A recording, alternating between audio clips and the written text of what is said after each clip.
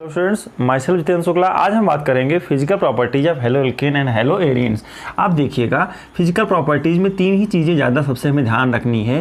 पहला है boiling point और मेल्टिंग पॉइंट, और शॉर्टकट में इसको कहा जाएगा बीपी एंड मेल्टिंग पॉइंट।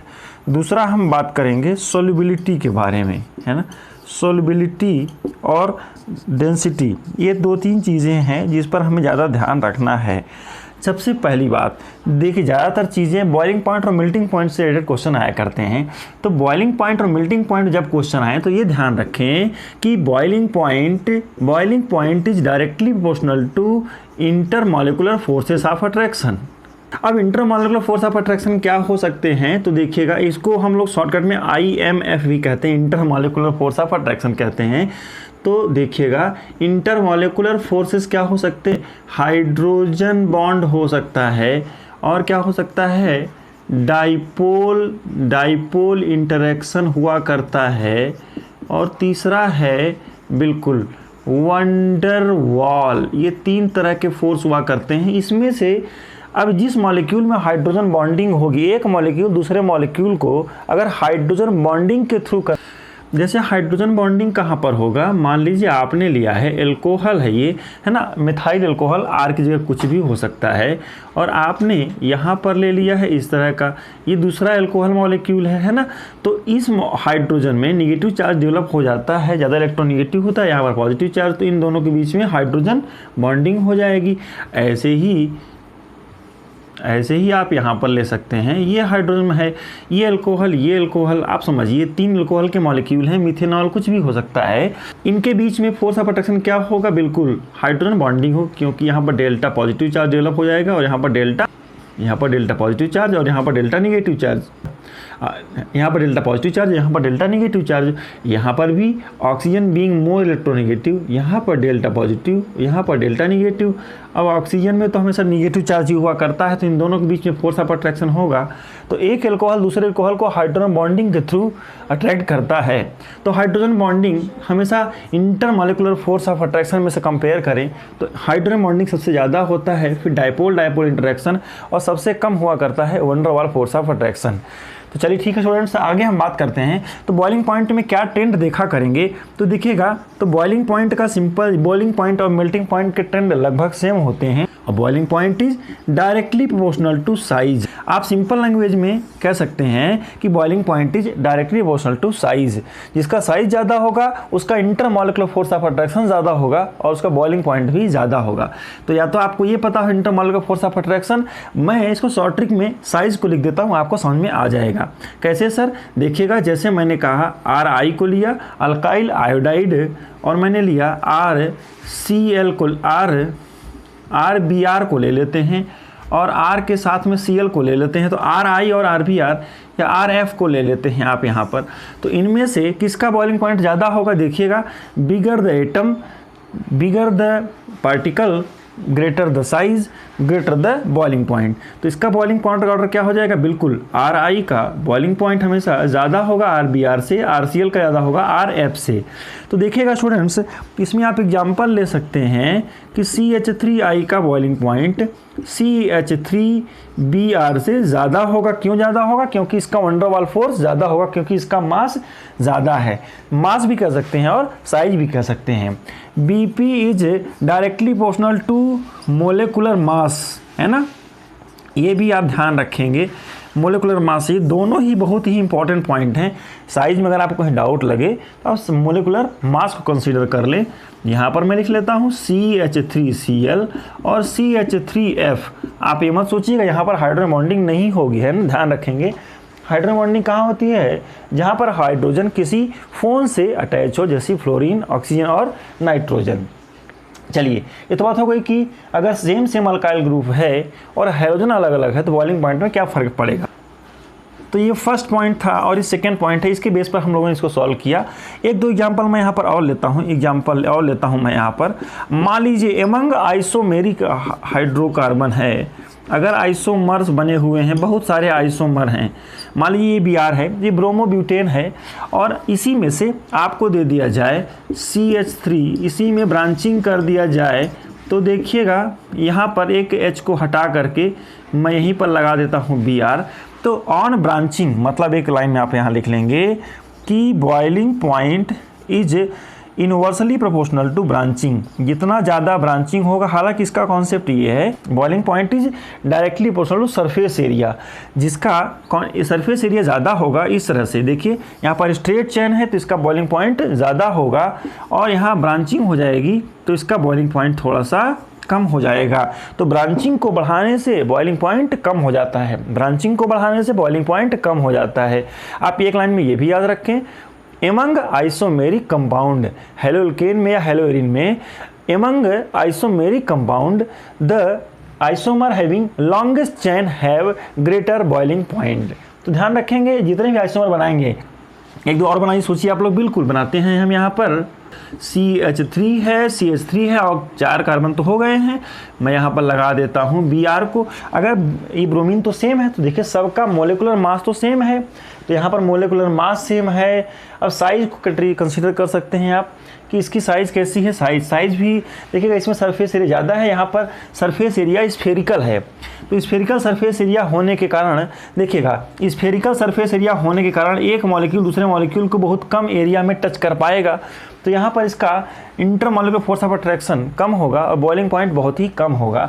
यहाँ पर एक मॉलिक्यूल देखिएगा, एक मॉलिक्यूल दूसरे मॉलिक्यूल को ज़्यादा कांटेक्ट कर रहा है, तो इस हिसाब से इसका बॉइलिंग पॉइंट बहुत ज़्यादा होगा। इन तीनों में से इसका बॉइलिंग पॉइंट बहुत ज़्यादा होगा। चलिए, ये तो फ़र्क पड़ा कि मास के होने से क्या फ़र्क पड़ेगा और ब्रांचिंग में। आप पेंटेन का एग्जाम्पल भी लीजिएगा, तो जितने पेंटेन के, मान लीजिए ब्रोमोपेंटेन या क्लोरोपेंटेन लिया, तो पेंटेन जितने आइसोमर होंगे उनका बॉइलिंग पॉइंट हमेशा कम होगा, और जो स्ट्रेट चेन होगा उसका बॉइलिंग पॉइंट ज़्यादा होगा। तो ब्रांचिंग के बढ़ाने से बॉइलिंग पॉइंट कम हो जाता है, ब्रांचिंग को घटाने से, स्ट्रेट चेन होने से बॉइलिंग पॉइंट ज़्यादा होता है। मेल्टिंग पॉइंट में लगभग यही ट्रेंड फॉलो होता है। चलिए कुछ एग्जांपल और लेते हैं हेलोएरिन्स के लिए। देखिए, अगर मान लीजिए आपको हेलोएरिन दे दिया जाए, तो देखिएगा किसी बेंजीन से और किसी हेलोएरिन का कंपेयर करवा दिया जाए, तो यहाँ पर क्या हो जाएगा, पक्का है इसका बॉइलिंग पॉइंट ज़्यादा होगा, क्योंकि यहाँ पर डाइपोल डाइपोल इंटरेक्शन होगा और यहाँ पर सिंपल सा वन डर वाल फोर्स ऑफ अट्रैक्शन होगा। अगर आपको फिनॉल को दे दिया जाए, तो फिनॉल का किसी भी अल्कोहल का अगर दोनों सब्सटेंस का मास लगभग बराबर है, तो किसी भी फिनॉल का, उसके कंपाउंड का बॉइलिंग पॉइंट हमेशा ज़्यादा हुआ करता है। ये आप ध्यान रखेंगे। ये तो बात हो गई कि एक है। अब इसी में से मैं एक एग्जांपल ये लिया, मैं और एग्जांपल लेता हूँ। मान लीजिए आपको इस तरह का एग्जांपल दे दिया, हालांकि ये एग्जांपल कई सारे अलग चैप्टर को मैंने मिक्स कर दिया है। यहाँ पर हाइड्रोजन बॉन्डिंग हो जाएगी फिनॉल के केस में, लेकिन यहाँ पर क्या होगा, डाइपोल डाइपोल इंटरेक्शन होगा और यहाँ पर सिंपल सा वन डर वाल फोर्स ऑफ अट्रैक्शन होगा। अब एक खास बात देखिएगा, क्लोरो है और यहाँ पर मैंने मान लीजिए दो चीज़ें लगा दिया है, बिल्कुल यहाँ पर भी डाई क्लोरो कर दिया है, तो इसका बॉइलिंग पॉइंट ज़्यादा होगा। सर क्यों ज़्यादा होगा? क्योंकि इसका मास ज़्यादा है। चलिए ठीक है, तो मास के हिसाब से मायने रखता है। अच्छा, एक चीज़ देखिएगा कि इस तरह का कंपाउंड भी आपसे पूछ सकता है। मान लीजिए ये क्लोरो है, ध्यान से देखिएगा, और ये क्लोरो है, तो देखिएगा इन दोनों के बॉइलिंग पॉइंट में क्या फ़र्क पड़ेगा। ध्यान से देखिएगा, यहाँ पर थोड़ा सा ट्विस्ट है। देखिएगा यहाँ पर दोनों के मास तो बराबर हो गए, साइज भी लगभग बराबर होगी। डाइपोल मोमेंट की बात करते हैं, यहाँ पर कार्बन है, यहाँ पर Cl है, डाइपोल मोमेंट तो इधर होगा और डाइपोल मोमेंट किधर होगा भाई, टुवर्ड्स दिस क्लोरीन। तो डाइपोल मोमेंट का डायरेक्शन क्या होगा, देखिए बिल्कुल, एक तो इस साइड होगा और एक तो इस साइड होगा। तो dipole moment towards particular direction हो रहा है ना, एग्जैक्टली वन डायरेक्शन में तो नहीं हो रहा है, लेकिन इन दोनों के बीच में एक कुछ एंगल बन रहा है। उस एंगल के हिसाब से देखा जाए तो एक पर्टिकुलर मीन्स दो डायरेक्शन के बीच में हो रहा है। लेकिन यहाँ पर क्या हो रहा है, ध्यान से देखिए, ये डाइपोल मोमेंट ऊपर हो रहा है और ये डाइपोल मोमेंट नीचे हो रहा है। तो इसकी म्यू की वैल्यू लगभग 0 होगी, डाइपोल मोमेंट की वैल्यू 0 होगी, और यहाँ पर dipole moment will not be equal to 0, कुछ तो होगा यहाँ पर। तो इसका मतलब ये हुआ कि यहाँ पर डाइपोल डाइपोल इंटरेक्शन ज़्यादा होगा और यहाँ पर कम होगा। तो बॉइलिंग पॉइंट के हिसाब से देखा जाए, अगर मैं BP के हिसाब से देखूँ तो क्या कहेंगे, बोलिए। अगर इस कंपाउंड को नाम A दे दूं, इसका नाम मैं B दे दूं, तो मैं यहाँ पर लिखता हूँ कि बॉइलिंग पॉइंट ऑफ, क्या लिखेंगे, boiling point of A is greater than B। क्यों sir? Greater dipole dipole interaction, dipole dipole interaction हो जाएगा। हालांकि बहुत ज़्यादा डिफरेंस नहीं हुआ करता है, फिर भी इसका ज़्यादा होगा। मेटा वाले का क्या होगा, मेटा वाले का इन दोनों के बीच में होगा थोड़ा सा। अच्छा, एक इंपॉर्टेंट बात यहाँ पर देखते हैं कि मेल्टिंग पॉइंट में क्या फ़र्क पड़ेगा। देखिएगा बॉइलिंग पॉइंट तो ए वाले का ज़्यादा है, ध्यान सुनिएगा, लेकिन मेल्टिंग पॉइंट के केस में ऐसा देखा गया है कि मेल्टिंग पॉइंट बी का ज़्यादा होता है, मेल्टिंग पॉइंट बी का ज़्यादा होगा। क्यों सर, यहाँ पर सॉलिड स्टेट चैप्टर समझ में आएगा आपको कि greater fit in crystal lattice, ये अपने क्रिस्टल के लैटिस में अच्छे से फिट हो जाता है।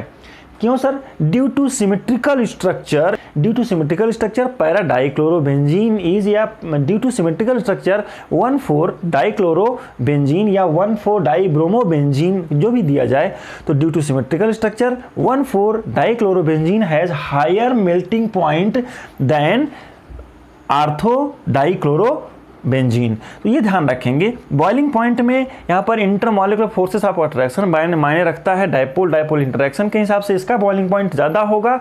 और मेल्टिंग पॉइंट के हिसाब से देखा जाए, मेल्टिंग पॉइंट का मतलब होता है कौन सॉलिड स्टेट में, क्रिस्टल लैटिस में, क्रिस्टल का मतलब होता है सॉलिड, तो सॉलिड फेज में एक दूसरे को पकड़ के कौन रखता है। सिमेट्रिकल स्ट्रक्चर किसका है, देखिए यहाँ पर ग्रेटर सिमेट्री है, यहाँ से दो पार्ट में डिवाइड किया जा सकता है, यहाँ पर सिमेट्री नहीं है, तो ये सॉलिड स्टेट में अच्छे से फिट नहीं हो पाएगा। जैसे आप एक बॉक्स में सॉलिड सब्सटेंस को रखें, पत्थर है ना, बिना किसी प्रॉपर शेप के पत्थर को एक बॉक्स में भरे तो वहाँ खाली जगह रह जाएगी, है ना, लेकिन अगर सैंड को अगर किसी बॉक्स में भरेंगे तो वहाँ पर अच्छे से वो फिल हो जाएगा।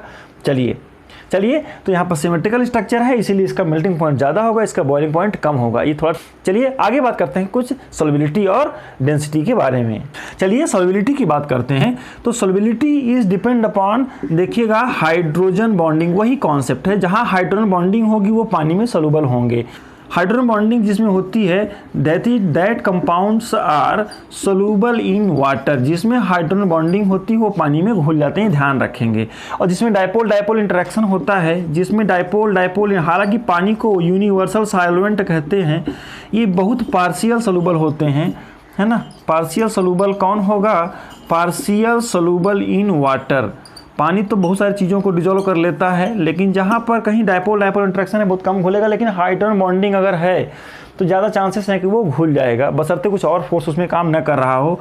और जिसमें केवल वंडरवाल, वीक वंडरवाल फोर्स को हम लोग लंडन फोर्स या डिस्पर्जन फोर्स के नाम से भी जाना जाता है, वंडरवाल फोर्स लगता हो, है ना। तो इसमें क्या होता है, बिल्कुल ये इनसोल्यूबल इन वाटर, अगर इसमें क्या है इनसोल्यूबल इन वाटर होगा। और एक बात है, लेकिन एक ध्यान रखेंगे, क्या होगा, बिल्कुल ये क्या होगा, सोल्यूबल इन ऑर्गेनिक सॉल्वेंट, या आप कह दें नॉन पोलर सॉल्वेंट। अरे नॉन पोलर सॉल्वेंट क्या होता है स्टूडेंट्स, जैसे नॉन पोलर सॉल्वेंट का एग्जाम्पल मैं लिखता हूँ, क्या हो सकता है, जैसे benzene is non polar solvent, है ना, और कार्बन टेट्राक्लोराइड हो सकता है, एसीटोन हो सकता है, ये सब नॉन पोलर सॉल्वेंट हैं। सो स्टूडेंट कार्बन डाइसल्फाइड हो सकता है, ये सब नॉन पोलर, जिसमें पोलैरिटी ना होती हो। तो देखिएगा, तो सॉल्युबिलिटी के बारे में कहा जाता है कि अल्काइल हैलाइड आर इनसोल्यूबल या very partial soluble in water, partial soluble, बहुत कम घुलते हैं, ना के बराबर, है ना, लगभग इनसोल्यूबल होते हैं, है ना। लेकिन देखा जाए तो सॉल्युबिलिटी के हिसाब से RX अल्काइल हैलाइड और ARX एरिल हैलाइड में से कौन ज़्यादा घुलेगा, तो थोड़ा सा ये ज़्यादा घुलते हैं। क्यों सर, क्योंकि यहाँ पर पोलैरिटी ज़्यादा होती है इसकी अपेक्षा। तो बेंजीन का हैलाइड दे दिया हो और अल्काइल हैलाइड दे दिया हो, कौन पानी ज़्यादा घुलेगा, तो ये घुलेगा। लेकिन ध्यान रखेंगे ये भी पानी में बहुत ज़्यादा नहीं घुलता है स्टूडेंट्स, बहुत कम सोल्यूबल है, पार्शियल सोल्यूबल इन वाटर है। चलिए ठीक है, आगे बात करते हैं डेंसिटी के बारे में। अगर मान लीजिए यहाँ पर RX लगा हुआ है, अगर मोनोहैलो है, मतलब मोनोक्लोरो अगर कोई कंपाउंड है, मोनोफ्लोरो है, तो क्या होगा, इसकी डेंसिटी लेस देन वाटर इसकी डेंसिटी होगी। इसका मतलब पानी में फ्लोट करेगा कि सेटल हो जाएगा। जैसे आपसे कहा जाए CH3Cl को पानी में डिजोल्व कर दिया गया है, तो CH3Cl कहाँ मिलेगा, बिल्कुल CH3Cl पानी पे फ्लोट करेगा। क्यों सर, यह बहुत कम घुलेगा और और ऊपर साइड ही मिल जाएगा। क्यों सर? क्योंकि पानी से हल्का होता है। लेकिन अगर आपसे कह दिया जाए CH2Cl2 डाइक्लोरो, तो ये क्या करेगा? ये पानी से हैवियर होता है। मतलब मोनोक्लोरो के अलावा जितने भी होते हैं यहाँ पर ये नीचे सेटल हो जाएगा, क्योंकि ये क्या होता है? यस, इसकी डेंसिटी मोर देन वाटर होती है। इसकी डेंसिटी क्या होती है? More than water. आप ये समझिए, क्या चाहे CH3Cl लिखा हो, चाहे CH3 के साथ में Br दिया हो, चाहे मोनोब्रोमो भी क्यों ना हो, है ना, CH3 के साथ I लगा हो, इन सब के केस में वही होने वाला है। आपको कुछ और एग्जाम्पल यहाँ पर लिखता हूँ, CH3 CH2 और यहाँ क्या लिख दिया? CH, यहाँ पर Cl, यहाँ पर Cl, तो 2 Cl हैं अगर, तो उसकी डेंसिटी पानी से ज़्यादा होगी। इसमें बहुत ज़्यादा टॉपिक आपको समझने की जरूरत नहीं है, बस इतना समझ लीजिए कि अगर मोनोक्लोरो है, फ्लोरो है, उसकी डेंसिटी पानी से कम होगी, और बाकी डाईक्लोरो है, मोनोब्रोमो भी है, मोनोआइडो है, तो या डाइब्रोमो है, इन सब की डेंसिटी पानी से ज़्यादा होगी स्टूडेंट्स। चलिए, तो बात हो गई कि मेल्टिंग पॉइंट और बॉइलिंग पॉइंट में क्या ध्यान रखेंगे? साइज को और मोलिकुलर मास को और ब्रांचिंग को ध्यान रखेंगे। ये बहुत इंपॉर्टेंट, ज़्यादातर क्वेश्चन बॉइलिंग पॉइंट से रिलेटेड ही आया करते हैं। सॉल्युबिलिटी की बात करें तो पूरा अल्काइल हैलाइड और एरिल हैलाइड पानी में इनसॉल्युबल लगभग होता है। हालांकि कोई किसी एरिल हैलाइड की अपेक्षा ये थोड़ा ज़्यादा सॉल्युबल होता है, और ये डेंसिटी की बात थी। चलिए स्टूडेंट्स, आज के क्लास में हम लोगों ने मेन फिजिकल प्रॉपर्टीज के बारे में डिस्कस किया है। कभी किसी अल्कोहल और अल्काइल हैलाइड के बीच में कंपेयर करें तो अल्कोहल का बॉइलिंग पॉइंट, अगर मान लीजिए एक अल्कोहल है और एक अल्काइल हैलाइड है, दोनों का मास बराबर है, तब किसका ज़्यादा होगा?